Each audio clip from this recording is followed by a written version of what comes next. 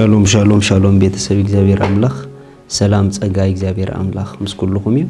አና ሐኹም ሰላህ አዲን ካብ ሲአርጂ ኢንተርናሽናል ቸርች ስቶክሆልም ስዊድን ሎም ድማ ነዚ መዓልቲ ዝኸውን ናይ ህይወት ቃል ሓቢርና ክንካፈሊና ሎሚ እንካፈሎ ቃል ኣብ ምድርን ኣብ ሰማይን ዓስብ ዘለዎን ሰለስተ መንገዲ ናይ ክርስትና ዝብላይን ኣብ ምድርን ኣብ ሰማይን ዓስብ ዘለዎን ሰለስተ መንገዲ ናይ ክርስትና ኢየሱስ ዘላለም ጎይታ እዩ እዘን ሰለስተ መንገዲ እዚአን ነብስ ወከፍ ክርስቲያን ኣብ መዓልታዊ ህይወቱ ክረአያ ግቡእ ዝኾነ መንገዲ እዩ ካብታ ሓደ እግዚአብሔር አምላኽ እዘን ሰለስተ መንገዲ ኣብ ህይወትና ኣብ ኩሉ ነገራትና በቀጻልነት ዘለዎ መንገዲ ክሪኤን ይደልዩ ስለዚህ ነብስ ወከፍ ክርስቲያን ኣብናቶም ላይፍ ኣብናቶም ህይወት እዘን ሰለስተ ከም ባህሪያቶም ከም ካብኦም ደይፍለ ነገር ከም ቀጻል ድገብሮ ነገር ኮይኑ ክላማመድዎ ድግቦኦም ነገር ማለት እዩ ስለዚህ እዘን ሰለስተ መንገዲ እንታይ ምዃነን ሓቢርና ክንሪኤኒና ቀዳማይ መሃብዩ ካልኣይ ምጽላዩ ሳልሳይ ምጻሚ እዘን ሰለስተ መንገዲ ጎይታ ኣብ ህይወትና በጣዕሚ ኤክስፔክትድ ገብረን ካብ ክብር ናብ ክብር ንሳገረለን መንገዲ ኣብ ምድሪ ጥራሕ ደይኮነ ኣብ ሰማይ ከይተረፈ ዓስብ ዘለዎን መንገዲ እግዚአብሔር አምላኽ ስሙ ይባረኽ መጽሐፍ ቅዱስ ወንጌል ማቴዎስ ምዕራፍ 6 ከምዚ ይብል ጽድቁኹም ኣቅድሚ ሰብ ምእንቲ ከተርእዩ ከይትገብሩ ተጠንቀቁ እንተ ዘይኮነ ኣብቲ ኣብ ሰማይ ዘሎ ኣቦኹም ዓስቢ የብልኩም እምበኣርከ ንስኻ ክትምጽወት ኮለኻ ከምቲ እቶም ግቡዛት ብሰብ ምእንቲ ክናኣዱ ኣብ ኣባይቲ ጸሎትን ኣብ ኣደባባያትን ዝገብርዎ ኣብ ቅድሚኻ መለኸት ኣይተንፍሕ ዓስቦም ከም ዝወስዱ ብሓቂ እብለካ ኣለኹ ንስኻስ ምጽዋትካ ብሕቡእ ክኸውን እቲ ብሕቡእ ዝርኢ ኣቦኻ ድማ ብጎህዶ ክሕሰካ ክትምጽወት ኮለኻ የማነይትኻ እትገብሮ ጸጋመይትኻ ኣይትፍለጦ ኢሉ ብጣዕሚ ዝገርም ነዘን ሰለስተ ነገራት ጎይታ ከቆምጠልና ከሎ እዘን ሰለስተ ነገራት ምግባረን ጥራሕ ደይኮነ ብኸመይ ዓይነት መንገዲ ብኸመይ ዓይነት ልቢ ክንገብረን ከም ዘለና ኸ ነጊሩና ኣሎ ስለዚ ቀዳማይ ምጽዋት ኣምጽኡ ምሕጋዝ ንድኻታት መሃብ ገንዘብ ብዝተፈላለየ መንገዲ ንድኻታት ምሕጋዝ ንድኻታት መሃብ ኢምፖርታንት እዩ ብህይወት ክርስትና ጎይታ ስለዘን ሰለስተ ነገር ክዛረብ ከሎ እንተ ሂብኩም እንተ ጸሊኹም ኣይኮነን ኢሉ ክትህቡ ከለኹም ክትጽልዩ ከለኹም ይስብል ክትምጽወቱ ከለኹም which means ከም ንገብሮ ሹር ኮይኑ ይዛረብ ዘሎ ጎይታ ስለዚ ኢሉ ክትህቡ ከለኹም ኢሉ ከምትቶም ግቡዛት ኣብ ኣደባባያት ዘንፍሑ መለኸት ኣይተንፍሑ እዚ ማለት ክትህቡ ከለኹም ይህብለው ኢሎም ሰባት ክሪኢልኩምስ ብልብኹም ኣይተሕሰቡ እንተ ደኣ ሰባት ክሪኢልኩም እንዳሓሰብኩም ትገብርዎ ኮይንኩም ኣብ ቅድሚ እግዚአብሔር ኣይረኣየልኩምን እዩ ኣብ ምድሪ ትርጉም የብሉ ኣብ ሰማይ ትርጉም የብሉ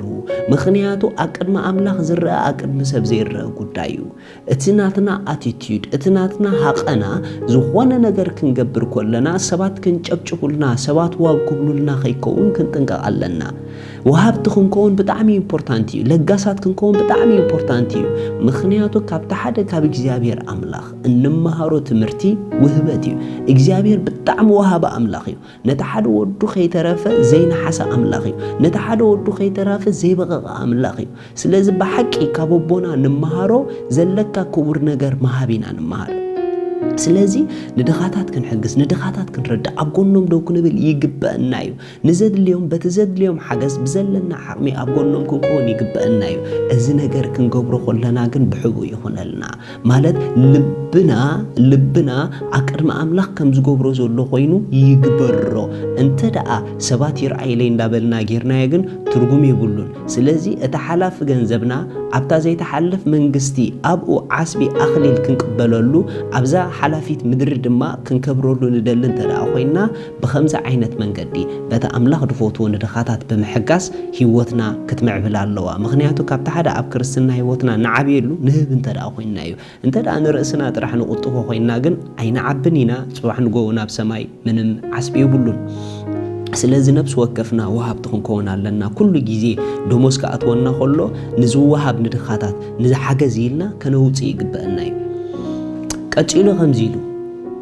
ንስኻትኩም ክትጽልዩ ከለኹም እቶም ግቡዛት ብሰብ ምእንቲ ክረአዩ ኣብ ኣባይቲ ጸሎትን ኣብ ቀራናትን መንገድን ደው ኢሎም ክጽልዩ ይፈቱ እዮም እሞ ከማታቶም ኣይትኹኑ ሓስቦም ከም ዝወስዱ ብሓቂ ይብለኩም ኣለኹ። ንስኻ ክትጽሊ ከለኻ ናብ ቤትካ እቶ ማዕጾ ዕጾ ነቲ ብሕቡእ ዘሎ ኣቦኻ ሎምኖ እቲ ብሕቡእ ዝርኢ ኣቦኻ ድማ ብግህዶ ክኻሕሰካ እዩ።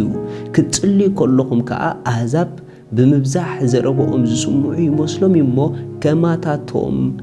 ኣዘረባ ኣይተብዝሑ። ስለ ጸሎት ድማ ተዛሪቡ ጸሎት ክንጽሊ ካብቲ ሓደ ዋና ምስ እግዚአብሔር ኣቦና ሕብረት ንገብረሉ ጸሎት እዩ። እንተ ደኣ ናይ ጸሎት ህይወት ኣብ መዓልታዊ ህይወትና ዘይብሉና ኮይኑ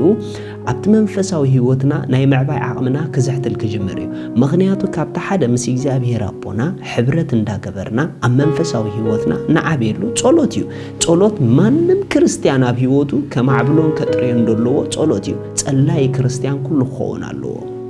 ግን ኢሉ ጸሎት ክትጽልዩ ከለኹም ከዓ ተጠንቀቁ ኢሉ። ምክንያቱ ብሰብ ክትረአዩ ጸለይቲ ክትበሃሉ ዋው ክትበሃሉ ኣይትጸልዩ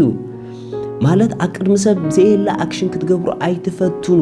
ክትጽልዩ ትደሊ እንተ ደኣ ኮንኩም ማዕጾኩም ዕጾው ማለት ሰብ ብዘይርኦ መንገዲ ኣቅድሚ እግዚአብሔር ጸሎትኩም እንተ ደኣ ተራኢልኩም ኣብ ኣደባባይ ድማ ኣምላኽ ብዘገርም ክብሪ ክኻሕሰኩም እዩ። እቶም ብሕቡእ ዝጽልዩ እሶም ኣብ ኣደባባይ ብዘገርም ክብሪ ኣምላኽ የተስኦም እዩ። ንጽልለና እንዳበሉ ግን ኣይኮኑ ዝጽልዩ ብሕቡኦም ዝጽልዩ ኣምላኽ ጸሎቶም ዝፈልጦ። ስለዚ ኩሉ ትገብርዎ ነገር ኣቅድሚ ሰብ ከተርእይዎ ከይትፍትኑ ተጠንቀቁ። እንተ ደይ ኮይኑ ግብዝነት ክኸውን እዩ። ስለ ግብዝነት ኣብ ቀረባ ግዜ ክንለቀቕ ኢና ስምዕዎ። ኢየሱስ ንዘለኣለም ጎይታ እዩ። እቲ ናይ መጨረሻን ሳልሳይን ኣቐሚጥዎ ዘሎ ንስኻስ ክትጸውም ከለኻ ኢሉ ክትጸውም ከለኻ ጸዋማይ ምዃንካ ምእንቲ ኣብ ሕቡእ ዘሎ ኣቦኻ ደኣ እምበር ብሰብ ምእንቲ ከይርአ ርእስኻ ተለኸ ገጽካ እውን ተሓጸብ እቲ ብሕቡእ ዝርኢ ኣቦኻ ድማ ብግህዶ ክኻሕሰካ ኢሉ ኣብ 17:18 ደሎ ጠቕሲ ማለት እዩ። ጾም ድማ ካብቲ ሓደ ኢምፖርታንት እግዚአብሔር ኣምላኽ ነቲ መንፈሳዊ ህይወትና ክንዓብየሉ ካብ ብስጋ ብመንፈስ ህይወትና ክትምራሕ ዝሕግዘና ሞር ንመንፈሳዊ ነገራትና ከነቐልብ ዝገብረና ሞር ኣብቲ መንፈሳዊ ነገራትና ሴንሲቲቭ ክንከውን ዝገብረና ጾም እዩ። ጾም ብጣዕሚ ሓይሊ ኣለዎ። ሞር ብመንፈስ ኣብ ህይወትኩም ክትመላለሱ ትደሊ እንድሕር ኮንኩም ናይ ጾም ልምምድ ከነጥርለና ኣብ ህይወትና። ጾምን ጸሎትን ኢምፖርታንት እዩ። ግን ኢሉ ጾም ክትጸውም ከለኻ ይጾማሎ መታን ክትበሃል ገጽካ ይተጸምልዎ ወላ እኳ እንተደኸምካ ብዝተኸኣለ መጠን ግን ገጽካ ተሓጺብካ ዘይትኻ ተለኺኻ ኣብ ቅድሚ ሰባት ደው በል። ምክንያቱ እንተ ደኣ ኣብ ቅድሚ ሰባት ጾምካ ከም ዘለኻ ክትፍለጥ ኢልካ ገጽካ ተጸማሉ ገጽካ ተጨማደድ እንድሕር ኮንካ ብምሉእ እቲ ዝጾምካዮ ጾም ኣብ ቅድሚ ኣምላኽ ኣይረኣየልካን እዩ። ትርጉም የብሉን ንለውጢ ኣይኮነካን እዩ። ምክንያቱ ከምኡ ዓይነት ኣጻውማ እግዚአብሔር ኣይፈቱን እዩ። ስለዚ ናይ ብሓቂ ኣብ ቅድሚ እግዚአብሔር ክንጸውም ንደሊ እንተ ደኣ ኮይና ምጻምና ኣብ ቅድሚ ኣምላኽ ይፈለጠልና፣ ኣብ ቅድሚ ሰብ ግን ኣይፈለጠልና። ብፍላይ ናይ ግሊ ጾማት ክንወስድ ከለና ኣብ ቅድሚ ሰብ ጸሎትና ጾምና ከነፍልጦ ኣይንጽዓር፣ ጾምቲ ክንበሃል ኣይንጽዓር። እንተ ደኣ ሰባት ጾምቲ ምዃንና ክፈልጡና ከምኡ ዓይነት ድሌት ኣብ ውሽጥና እንድሕር ኣለና ኮይኑ ወዲእና ኣለና፣ ከሲርና ኣለና። ምክንያቱ ከምኡ ዓይነት ድሌት ዘለዎም ኣብ ምንም ኣይበጽሑን እዮም። ትኽክለኛ ኣቲቲዩድ ትኽክለኛ ሃቐና ናይ ልቢ የብሎምን። እቶም ትኽክለኛ ሃቐና ናይ ልቢ ዘለዎም ኩሉ ዝገብርዎ ኣብ ቅድሚ ኣምላኾም እምበር ኣብ ቅድሚ ሰብ ኣይኮነን። ኣብ ቅድሚ ሰብ ግን ውጽኢት ናይቲ ኣብ ቅድሚ ኣምላኾም ድጾምዎ ድጸለይዎ ናቱ ውጽኢት ግን ኣብ ቅድሚ ሰብ ክብሪ ናይ ኣምላኽ ኣብ ህይወቶም ይረአ ማለት እዩ። ስለዚ እቲ ውጽኢት ኣብ ቅድሚ ሰብ ይረአየልና፣ እቲ ነቲ ውጽኢት ዘምጽእ ንኸዶ ጎደና ግን ኣብ ቅድሚ ኣምላኽና ብሕቡእ ይኹነልና። ሰባት ክረአየልና ኣይንህረፈሉ፣ ሰባት ክረአየልና ኣይንድለየሉ። ስለዚ ክጾሙ ከለኹም ዘይትተለኸዩ ተማሻሸጡ፣ ተሓጽቡ፣ ኖርማል ኮንኩም ኣብ ቅድሚ ሰብ ቅረቡ። ከም ዝጾምኩም ሰብ ክርእየልኩም ብዙሕ ኣክሽናት ኣይትግበሩ። እንተ ዘይኮይኑ ጾምኩም ኣብ ቅድሚ ኣምላኽ ትርጉም ዘይብሉ ጾም ክኾነኩም እዩ። ኢየሱስ ክርስቶስ ንዘለዓለም ጎይታ እዩ። ስለዚ ኩልና ሓቢርና እዘን ሰለስተ ነገራት ሎሚ ዘካፈልኩኹም ኣብ ነብሲ ወከፍ ህይወትኩም ኣዘውትርዎን ወሃብቲ ኩኑ፣ ለጋሳት ኩኑ። ምክንያቱ እቶም ዝህቡሶም ስለ ዝባርኹ ቀፂልኩም ድማ ናይ ጸሎት ሰባት ኩኑ፣ ናይ ጸሎት ሰባት ኩና ካብኡ ቀጽልክን ድማ ናይ ጾም